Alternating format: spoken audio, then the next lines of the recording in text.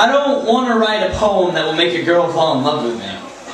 Those come a dime a dozen, a dame not challenging at all to impress. Sincerely I believe that sincerity is lost when across the room I catch you undressing this poem, trying to seduce my syntax and mac on my meter. It's repulsive even to think my prose took your purity. Ironic even, because of my intent you spent no time with me. You only read my lines, and I don't want to read in between yours. Let's pretend we're illiterate. And imitation is the sincerest form of flattery, but batter me with attempts to show our pseudo-common interest pisses me off. Yes, I do like Sweeney Todd, but when you keep bringing it up to my attention grabs a razor and cuts back. And the reason I don't use your name is because it shouldn't be said for any other reason than you've won a free trip back to wherever the hell you came from.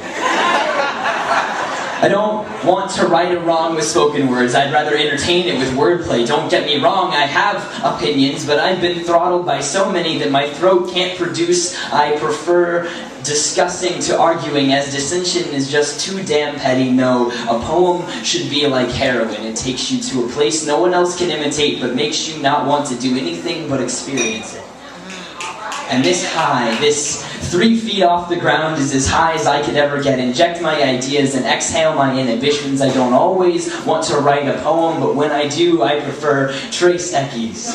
XXX. It's almost as intimate as this, and somehow I don't want to write a poem that will get me into bed with you unless it'll work, because at this point in my life, I've gotten less action than a documentary on a 3-toed sloth. Because if I wrote a poem that got a girl in bed, I wouldn't need poems to expose myself.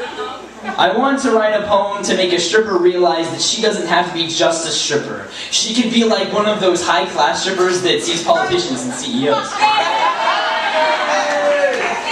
Truth be told, I don't really write poems. They're already written. Cave drawings in the concave crevices of my consciousness. More me than what you're likely to find in your average conversation, because this bleeding heart parade you see when I get on the stage is not what I want you to fall in love with. I'm not always this welcome for criticism, and truth be told, I don't want to write a poem that will make you fall in love with me. I'm an open book, bitch. I want to hear a poem that makes me fall in love with you.